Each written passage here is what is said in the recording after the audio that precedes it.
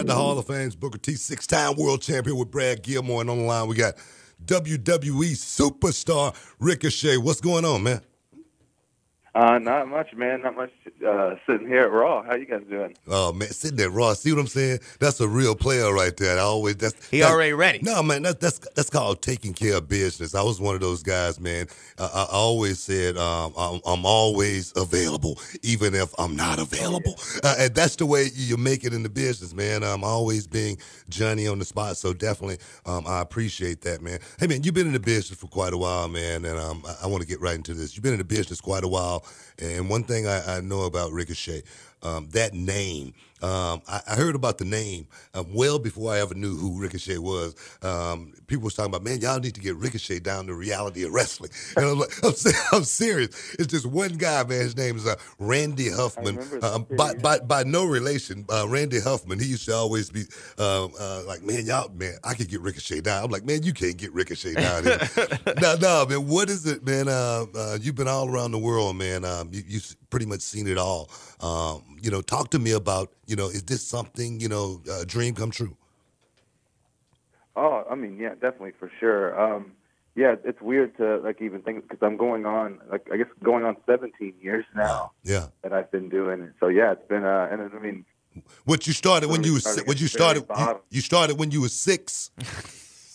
I was training at 14, and then, the day that I turned 15 on my birthday, had my very first, official match. Wow. And then it's just been going ever since. But, yeah, it's been wild, man. It's definitely a dream come true. But it's weird because I said this before. It's like when I got into wrestling, I just kind of got into it because I just like to do it. I never really had a dream of, a lot of people who get into wrestling, I'm going to be in the WWE. I'm going to be WWE champion one day. Yeah. Even people that I came up with. But, I never had – obviously, as a kid, you want to be in the WWE. But I never actually thought it was possible just because I was always just so small and I was a kid and I just didn't think it's possible. So I never really had that dream because, I don't know, but now that it's actually happening and it's possible and it's true and it's happening to me, it's been nothing but a blast. Yeah. A roller coaster of emotions, but it's a blast. I tell you, those are the guys that make it when you just get in it because you really love it. I tell guys that come to my wrestling school, I say, hey, man, if you're thinking about the money or something like that, you might want to think about going to school and finishing college or something like that. I say, but for me, when I got into it, man, it was just a hobby. It was an escape. I was a skinny kid, and I never dreamed of being a professional wrestler, and then all of a sudden I'm out there doing it, so I definitely understand that. When I got into it, I wanted to create my own style of wrestling. Talk to me about your style of wrestling. I guess I didn't really have any aspirations for creating my own style. Well, that's not necessarily true. So I always watched guys like AJ Styles, Matt Sydal, also known as Evan Bourne, a guy on the independent scene called Amazing Red, who's a legend. Yeah. Everyone should know about him. And then a guy also named Jack Evans, who is very popular in the independent scene, all for different reasons. Because AJ Styles was just always just the most athletic person in every company he's ever been to. He was that guy, Definitely. And then Matt Sydal was always just so precise and accurate and just on point with everything, his movements and his dives, and he just flew so well. So I like that part of Matt Sydal. And then Amazing Red, he was just like that little guy who could just captivate an audience with his movements and just how he did things. You know what I mean? He just had that. He was a little guy, but he just could captivate people with his movements. Made you feel. He made you feel when you watched him. Made you feel, yeah. And then Jack Evans, who was possibly the craziest high flyer that I've ever seen. He just did the craziest stuff. So you always had to watch him. So I just like all of those guys. So I tried to take a little bit of each of them and kind of add it to my own dynamic. With obviously like The Rock's been one of my favorite characters forever. So I try to always add a little bit of him in there when I can too. But so it's not that I'm going to create my own style and it's going to be this, but it's I just liked all these different guys, and so I wanted to take a little bit of them and kind of mesh it in to make it my own. I feel you, man. You know what? We as wrestlers, man, if you could steal something and make it your own, Yeah, yeah. That's what I was always about. I used to love the Great Buddha, man, and the way he would, jump over a Oh, guy yeah. when he would drop down. I said, man, I'm taking that. And Oh, you Pat, definitely you did. oh I know man, exactly what you're oh talking man, about. I Pat can see Tanaka, what you guys do when Pat, you drop that. Pat Tanaka used to throw a great form. I said, man, I'm still in that. And I'm serious, man. So you always, but I pay homage. I pay homage to those guys, man. Of course, yeah. But you talk about the independent scene, man. You talk about the independent scene like you really miss that, man. Like that's really, where the beginning was, and Oh, you yeah. left a lot of guys behind. How do you feel about that, man? I mean, there do come times when, like, man, I do kind of miss it, just because it was, I don't know, it was just yours to succeed or fail or whatever, like whether it was good or bad, like it was just up to you to decide that.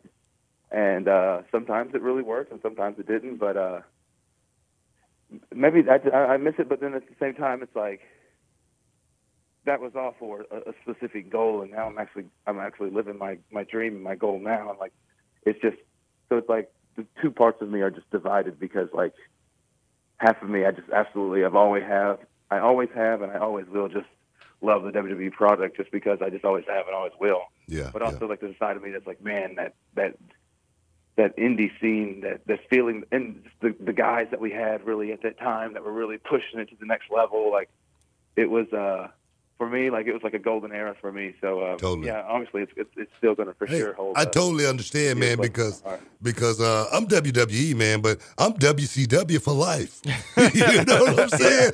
You're always gonna rep that. Bro, I still got WCW money in bank vaults around the country. You know what I mean? In Swiss accounts and whatnot. But let's talk about that, man. As far as you coming from the independent scene and then boom, stepping into the WWE, man. And like I say, you worked all around the world. I'm talking about every corner. But when you're out there just doing the independent scene, you don't have to. You really had a character building. All you have to do is go out and perform at a very, very high level, and you did that very well. Now in the WWE, character building, man, me and Goldust. You know what I mean? Me and Stone Cold Steve Austin in the grocery store. What has that been like as far as that transition? And that's actually, I mean, that for me has been like kind of the hardest part for me, because, again, just my entire career, I've always just kind of put everything that I had into the athletic side and the sports side of professional wrestling, and not the entertainment side of professional wrestling. So yeah, for 17 years, basically, I've just been putting everything into being the best in-ring person you can be, because, again, like you said, on the indies, that's mostly what it's about. You have your occasional storylines and stuff, obviously, with the higher up indies, but I was always just the guy to come in and shock and amaze. Yeah. And so that's honestly that character development is the hardest transition for me, just because I don't know.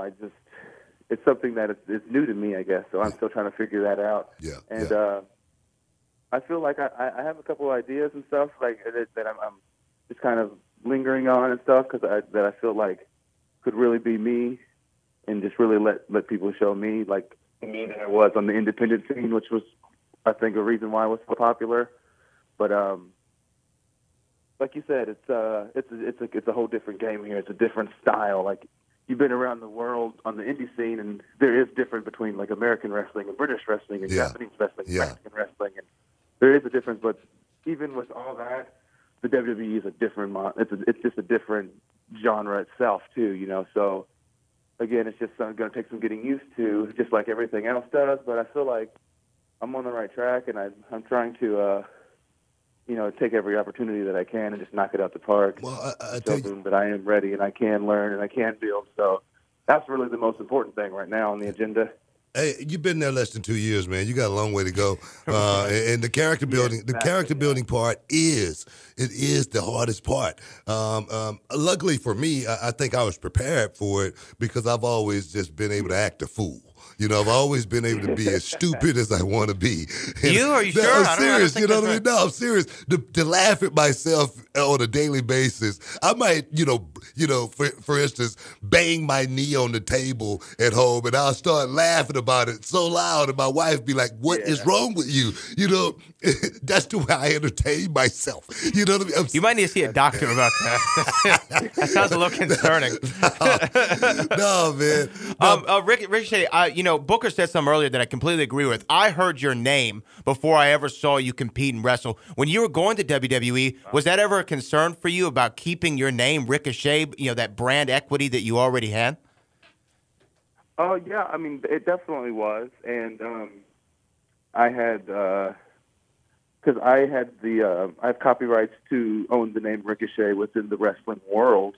So I knew I was going to ask them, is it okay if I still keep my name? But also, not that I was really nervous about it, because when I had originally talked to like Triple H and everything, I think they were pretty positive on letting me keep it as long as everyone liked it and it was okay and whatever. I think they were pretty positive already with letting me keep it. So, but I was still, even then, I was still a little bit nervous. And they had asked me for some names if it were to change.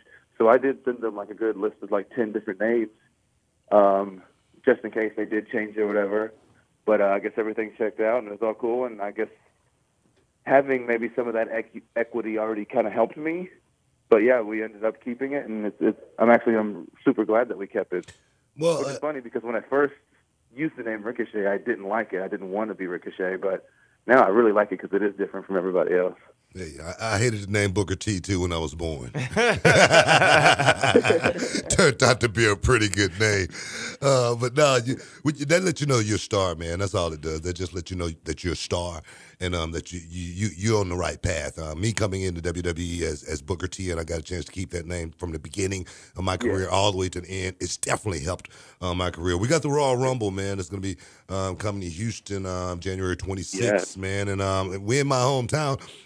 They got 2 days. WWE got 2 more days. And if I don't get an invitation in 2 days, don't call me. Don't call me at the last minute, because I got to prep. I got to be prepared for this situation. For sure, something that big event. And in Houston. But I tell you, man, what's your aspirations for the Royal Rumble? Oh, man, I'm super excited for the Royal Rumble, because it's always been, I mean, other than like Mania and even in sometimes like Royal Rumble's like kind of been like one of my favorite pay-per-views. So even when I was younger. So and I've never actually been in one, because last year I was still in NXT last year when they did the Royal Rumble, so I didn't get to do it. And so this year, if I'm in it, it would be my first time in the Royal Rumble, and I think it's awesome. I'm super excited. I'm super pumped. Yeah, I think it's going to be awesome. I'm super excited. I've never been in one. Hey, man, super excited, super pumped. And one thing, it's like me, man. I always wished to be at WrestleMania, and I finally got a chance to be at WrestleMania, me and Triple H for the title. And I go out there, and I slipped on a banana peel, and I didn't win that night. I didn't wish to win. You better wish to win the Royal Rumble in Houston, Texas, and take it to the next level, win the championship, baby, at WrestleMania. That's what it's all about. Hey, Ricochet, I want to thank you, man, for stepping inside the Hall of Fame. As always, hopefully we can get you back in here sometime. But I know you got a lot of work to do. And boom, thank you very much. No, thank you guys for having me. This was a blast. Booyah, man. Hey, guys, that's Ricochet. Stick around. More Hall of Fame. Back in a minute.